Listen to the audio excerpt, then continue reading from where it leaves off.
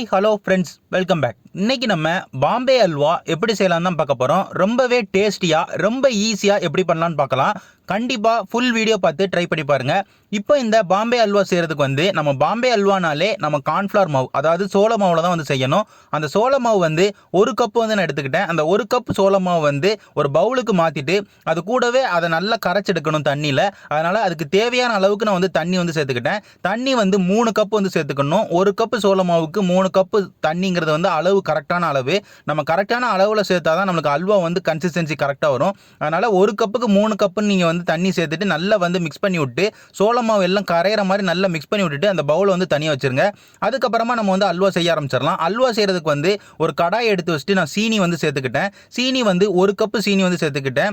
அதுக்கு 2 கப்பு நம்ம தண்ணி சேர்க்கணும். இதுவும் அளவு தான். ஒரு கப்பு சீனிக்கு 2 கப்பு தண்ணி சேர்த்து சீனி நல்லா கரையிற மாதிரி ஸ்டவ்வை ஹை ஃப்ளேமில் வச்சு நல்லா கொதிக்க விடுங்க. சீனி எல்லாம் கரைஞ்ச உடனே நம்ம கார்ன்ஃப்ளவர் மாவு சேர்த்துறோம். அதாவது சோள மாவை சீனி ஒரு கம்பி பதம் அந்த மாதிரி கன்சிஸ்டன்சி எதுவுமே வரணும் தேவையே கிடையாது. சீனி தண்ணியில் நல்லா கரைஞ்சிட்டாலே போதும். நம்ம சோள மாவு நம்ம சேர்த்துடலாம். அதுக்கப்புறமா நம்ம சோள மாவு சேர்க்கும் போது முக்கியமாக நல்லா மிக்ஸ் பண்ணி விட்டுக்கோங்க. ஏன்னா வச்ச கொஞ்ச நேரத்தில் திரும்பியும் அது கட்டியாக மாவு மாறும். அதனால் ஓரளவுக்கு நல்லா மிக்ஸ் பண்ணி விட்டுட்டு லம்ஸ் எதுவுமே, அதாவது கட்டியாக எதுவுமே இல்லாமல் தண்ணியோட நல்லா கரைஞ்சி இருக்கும் போது நீங்கள் சீனி தண்ணியோட சேர்க்கணும். அதுக்கப்புறமா நீங்கள் சீனி தண்ணி நீங்கள் சீனி கரைய வைக்கிறதுக்கு மட்டும்தான் நீங்கள் ஹை ஃப்ளேம் வைக்கணும். அதுக்கப்புறமா மொத்தமாக அல்வா முடிகிற வரைக்கும் நீங்கள் லோ ஃப்ளேம்லேயே தான் நீங்கள் இந்த அல்வா ரெடி பண்ணணும்.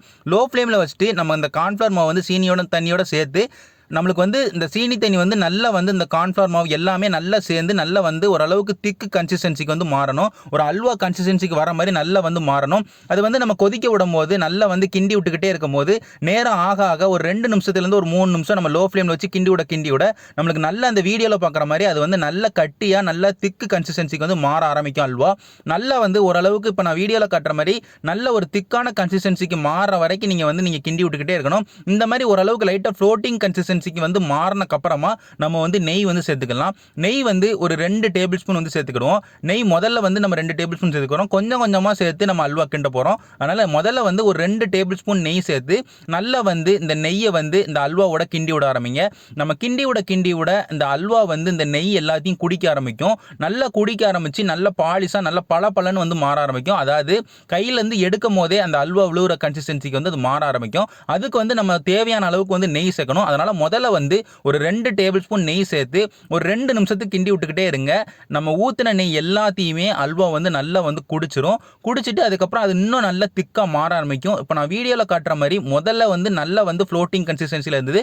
அதுக்கப்புறம் கொஞ்சம் நல்லா கட்டியாகி ஓரளவுக்கு ஃப்ளோட்டிங்கில் இருக்குது. இந்த மாதிரி கன்சிஸ்டன்சிக்கு மாறினோன்னே நம்ம ஏலக்காய் பொடி ஒரு 1/4 டீஸ்பூன் இல்லை ஒரு 1/2 டீஸ்பூன் சேர்த்துக்கோங்க.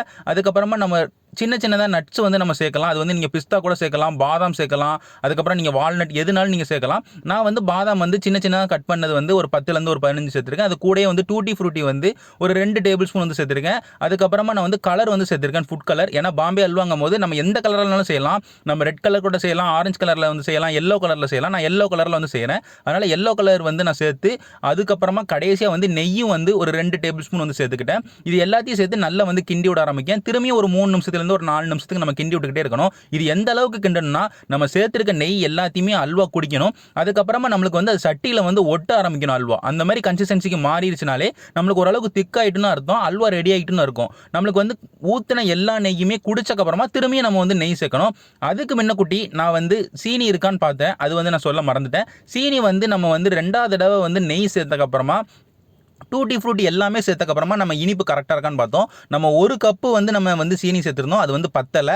ஓரளவுக்கு இன்னும் ஒரு 50 கிராம் சேர்க்குற மாதிரி இருந்தது. அதனால் ஒரு 5 டேபிள் ஸ்பூன்லேருந்து ஒரு 6 டேபிள் ஸ்பூன் நீங்கள் திரும்ப சீனி சேர்த்துக்கிட்டிங்கன்னா உங்களுக்கு கரெக்டாகவே இருக்கும். ஒரு கிட்டத்தட்ட ஒரு 250 கிராம் நம்ம சீனி இந்த ஒரு கப்பு கார்ன்ஃப்ளவர் மாவுக்கு பயன்படுத்திக்கிட்டோம்னா அந்த அல்வாக்கு போதுமான அளவுக்கு நம்மளுக்கு சீனி இருக்கும். நான் அந்த சீனியும் சேர்த்து நல்லா மிக்ஸ் பண்ணி விட்டுட்டேன். மிக்ஸ் பண்ணி விட்டக்கப்புறமா எனக்கு திரும்பியும் ஓரளவுக்கு நல்லா கட்டியானனால நான் திரும்ப வந்து ஒரு 2 டேபிள் ஸ்பூன் வந்து நான் நெய் சேர்த்துக்கிறேன். மொத்தமாக வந்து ஒரு 7 டேபிள் ஸ்பூன் வந்து நம்ம வந்து நெய் சேர்ப்போம். அதில் வந்து 2 வந்து சேர்த்துருக்கேன். இது 3வது தடவை 2 டேபிள் ஸ்பூன் நெய் சேர்த்து நல்லா வந்து கிண்டி விட்டுக்கிட்டேன். இதுவும் வந்து நல்லா நெய் எல்லாமே அல்வா குடிச்சு நல்லா வந்து இருக்கிற கன்சிஸ்டன்சிக்கு மாறினக்கப்புறமா நம்ம கடைசியாக வந்து சேர்க்கணும். நம்ம இப்போ 6வது டேபிள் ஸ்பூன் அதாவது நெய் சேர்க்கும் போதே நம்மளுக்கு அல்வா பக்குவத்துக்கு நல்லா வந்துடும். அதாவது கரண்டியிலிருந்து விட்டு பிரிய ஆரம்பிச்சிடும், சட்டியிலிருந்து விட்டு பிரிய ஆரம்பிச்சிடும், ஓரளவுக்கு கட்டியான ஸ்ட்ரக்சருக்கு வந்து மாற ஆரம்பிச்சோம். இப்போ வந்து நீங்கள் கரண்டியிலிருந்து எடுத்து ஊற்றினீங்கன்னா உங்களுக்கு வந்து ஓரளவுக்கு 14 கன்சிஸ்டன்சியில் இருக்கும். ஆனால் உங்களுக்கு வந்து திக்காக வந்து விழும், அதாவது கட்டியாக வந்து விழும். இந்த மாதிரி கன்சிஸ்டன்சிக்கு வருதுனாலே அல்வா கன்சிஸ்டன்சிக்கு வருதுன்னு அர்த்தம். அதுக்கப்புறமா நம்ம இந்த அல்வாவை பொறுத்த வரைக்கும் நம்ம அல்வாவாக கட்டியாக வந்து செய்ய போகிறதில்ல.